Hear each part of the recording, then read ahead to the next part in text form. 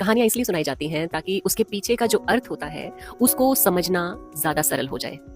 तो आज की कहानी एक राजा की है जो हमेशा कड़वा ही बोलता था। मुंह खोलता था तो ताना देता था, गाली देता था। सारे उससे परेशान थे। एक दिन उसने दरबारियों से कहा कि कल सारे वो चीज लेकर आना जो उन्हें सबसे बुरी लगती है।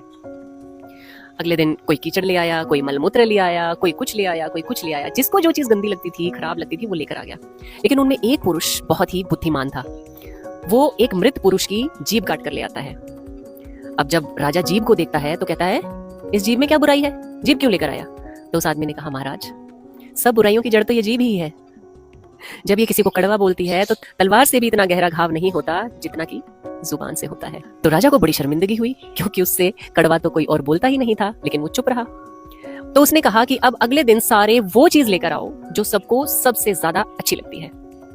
अगले दिन सारे के सारे, कभी घी, कोई दूध, कोई शहद, कोई फूल, जिसको जो भी चीज अच्छी लगती थी वो चीज लेकर दरबार में पहुंच जाते हैं। लेकिन वो आदमी फिर से एक मरे हुए आदमी की जीभ काट कर ही ले आता है। अब राजा उसको देखकर फिर हैरान हो जाता है कि भाई, कल तक तो तू कह रहा था कि ये जुबान ही सबसे कड़वी चीज है, और आज तू कह रहा है कि सबसे मीठी चीज और सबसे अच्छी चीज जुबान है।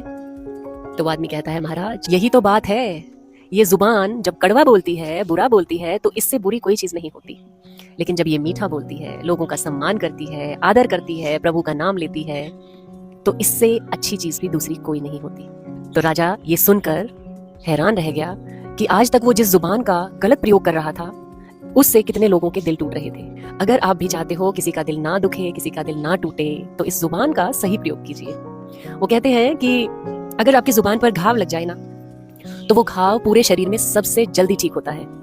लेकिन इस जुबान से ही अगर किसी को घाव लग जाए तो वो पूरा जीवन ठीक करना नामुमकिन होता है।